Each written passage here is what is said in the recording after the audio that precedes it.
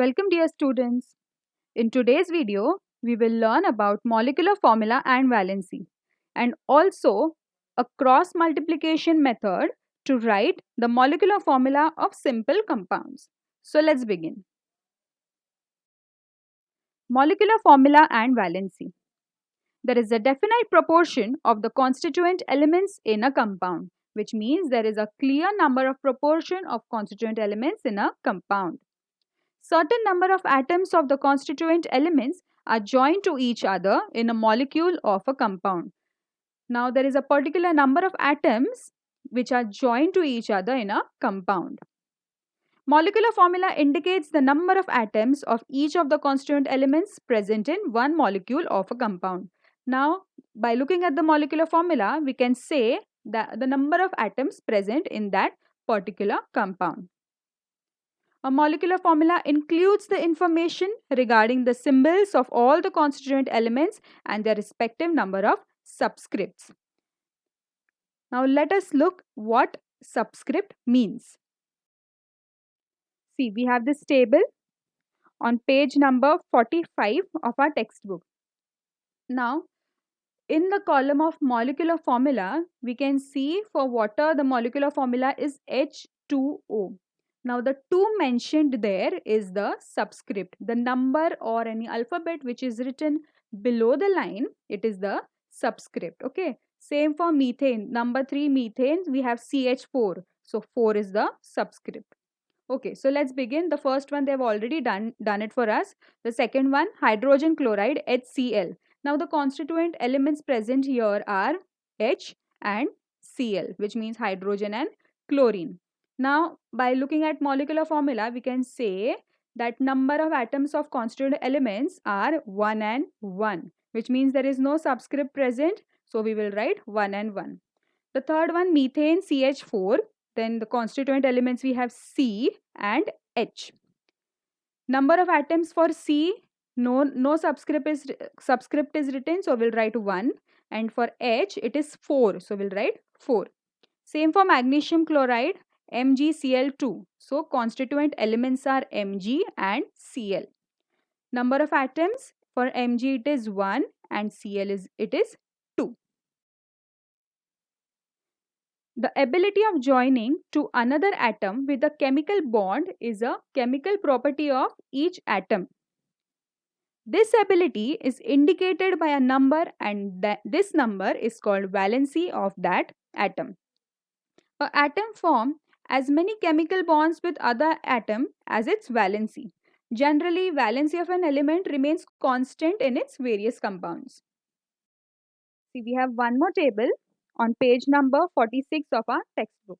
Now in this table we can see molecular formula of a compound, constituent elements, valency of H, number of bonds formed by X with H and valency of X. Okay, let's begin. The first two they've already done it for us. The third one, H2S. Now if we closely observe all the molecular formula, we can see H is constant, which means H is present in all the molecular formula. So we will write H as it is and then the other element which is present is S. Number of bonds formed by X with H, 2. Why 2? Because again go back to the molecular formula, we can see H2S. That is why number of bonds 2. Valency again same, that is 2. The fourth one NH3. So we will write H and the next element we have is N. Number of bonds formed 3. Why 3? Because again look at the formula NH3 we have. That is why number of bonds 3. Valency again same 3. Fifth one HBr. So we'll write HBr and then number of bonds is 1. Why? Because we cannot see any subscript written there.